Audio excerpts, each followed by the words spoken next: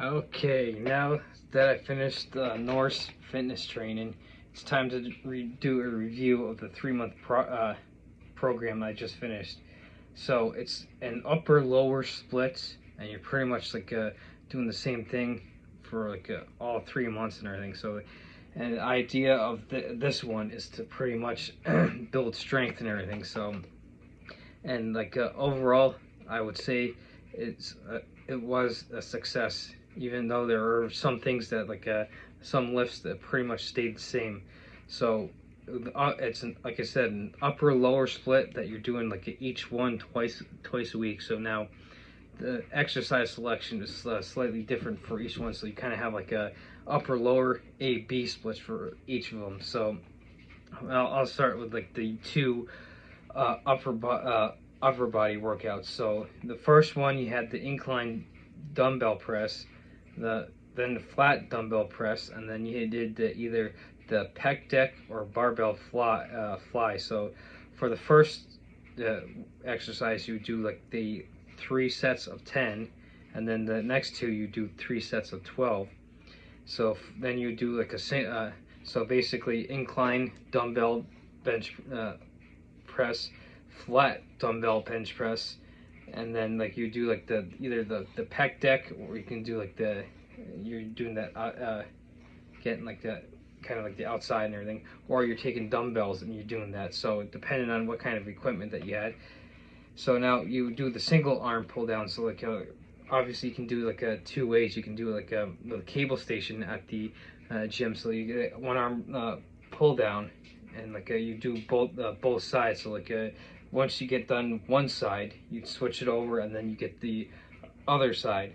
And so that one you do a 3 by 12, and then you do chest supported rows. So for instance, you get up on a bench and usually you incline it, and you take dumbbells and you do a supported row. So you're basically laying down on the bench doing rows.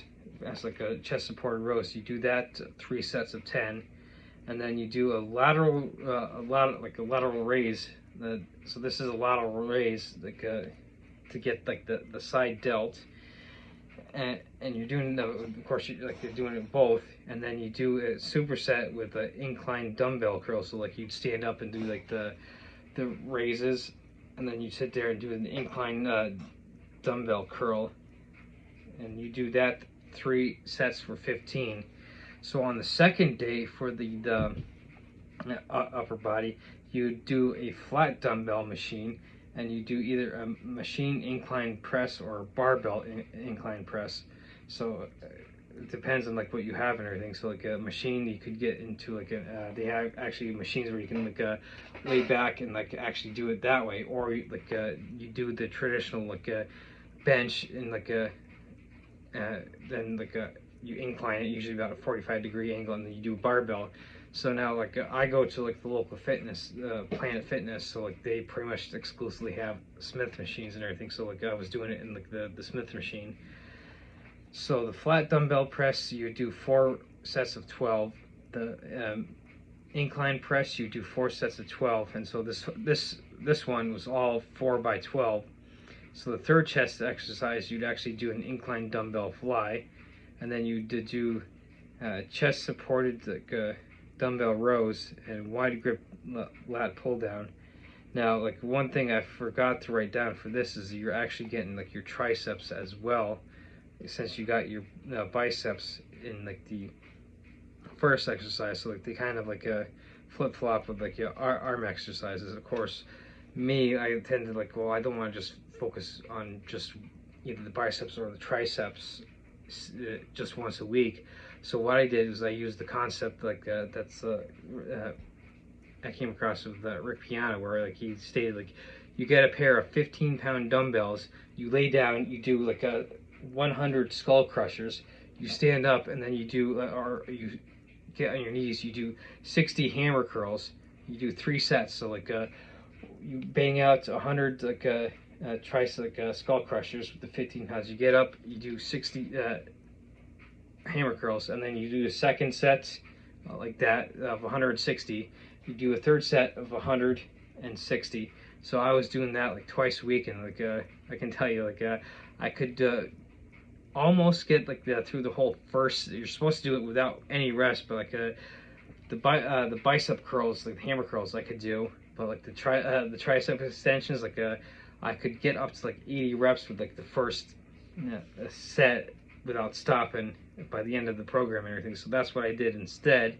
I kind of like instead of like focusing just on either the triceps or the biceps, I decided to do that twice a week. And so your two lower lower days, it was kind of split in between like anterior, your front, and your posterior, your rear end.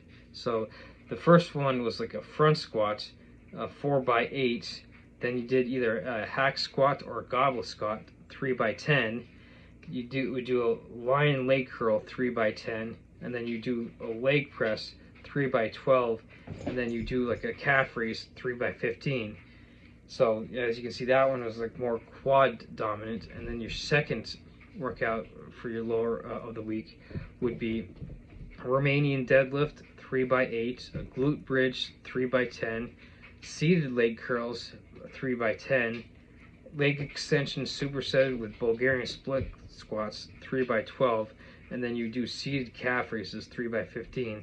So like I said, with doing stuff at like Planet Fitness, like the seated calf raise, they actually have a machine that I could like get into, like sort of like this chair, and then like with the calf raises, I could just sit there and do calf raises. Like, of course, I'm kind of using my hand as an example, but a poor example. But those are like basically the upper lower AB type of split and everything. So now the leg press, I know I did start off like with like 450.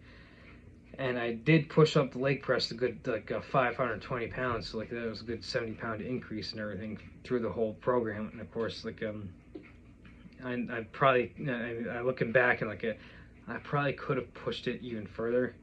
And like the calf raises, like 3x15, yeah, I kept that pretty much the same and everything. So like lion leg curls and stuff like that, I was able to increase like about 5 pounds through the whole set and everything. And of course, looking back, like I probably could have pushed myself with that even more.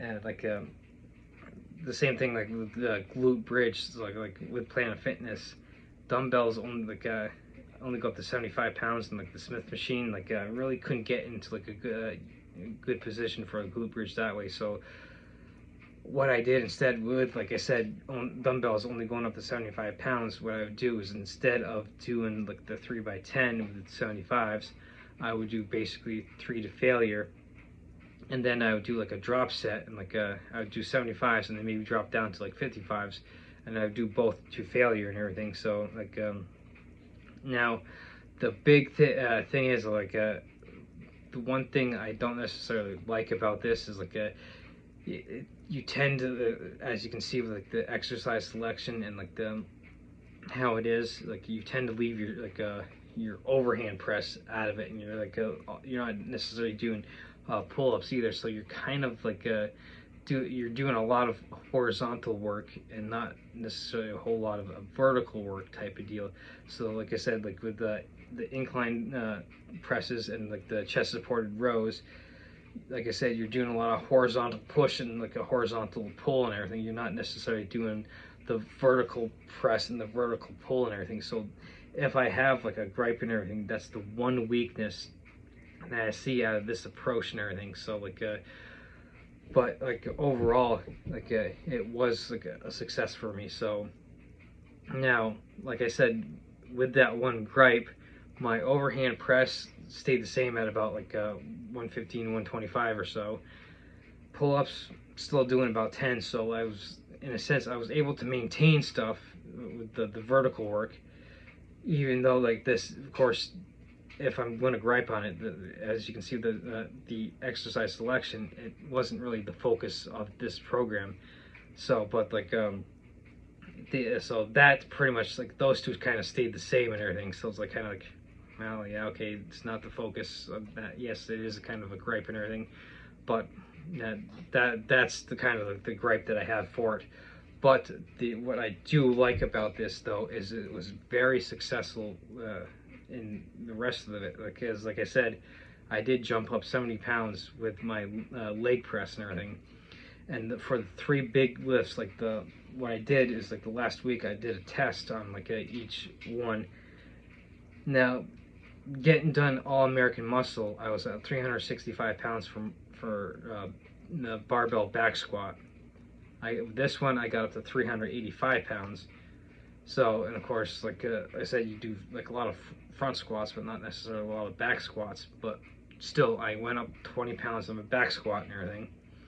A bench press, like at the end of all American muscle, I was at 175 pounds. With this, I got up to like 190, and when I did 190, it did feel like I left some in the tank, and I probably could have gotten up to 200, but like I pushed 190. I'm like, okay, that's good enough. Of course, like I said, I could have pushed it, but I might have increased the chance of injury or something. So like add like an extra 15 pounds like that. So like now going forward, I might test it again in like the coming months and everything, see if I make any more progress. But 15 pounds on my bench press. Now the real kicker was like my deadlift. At the end of all American muscle, I was at 275 pounds for my deadlift. Just the other day, as of like this like 2 or 3 days before this record, I went in and I tested. This is Friday that I'm recording this, so like Wednesday I went in and I tested my deadlift, and I was able to get up to 305 pounds. So I was able to increase my deadlift by 30 pounds. So overall, you can say my 3 big lifts, I was able to raise them a total of 65 pounds. So overall, it was a success, even though, like I said, it does have a lack of like a vertical pushing and a vertical pulling.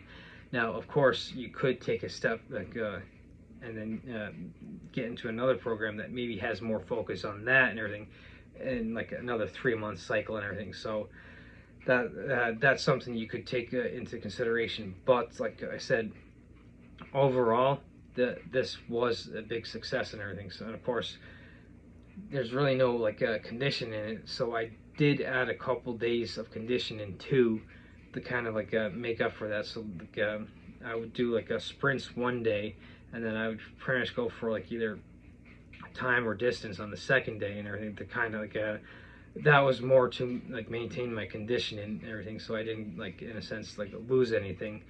But like this program is just 4 days, like a 2 upper and 2 lower. So like depending on where you're at and everything, you might want it like if you're still relatively new to training and everything, you might just want to do the 4 days of lifting, and for your conditioning days, you just might want to go out and get like the 10,000 steps or something. So again, it's something that like you can play around with and everything. So I'm just like kind of like, hey, look, going over the exercises and pretty much like what like the one thing I didn't like about it, and like overall like what I did like about it, and like pretty much like I said, overall it was a success for me. So you definitely would want to check it out and everything. So like you can get to it like norsefitness.co and everything. So I came across, now of course with this, I came across this and Norse Fitness through the Norse Mentality podcast. That you can find that on Spotify and everything. So that overall, even though with my one gripe of like the lack of like vertical work with the pushing and pulling and everything, I would say definitely get into this, and it would definitely be well worth it. And if you bust your ass like I did, you'll definitely see progress as well as I did.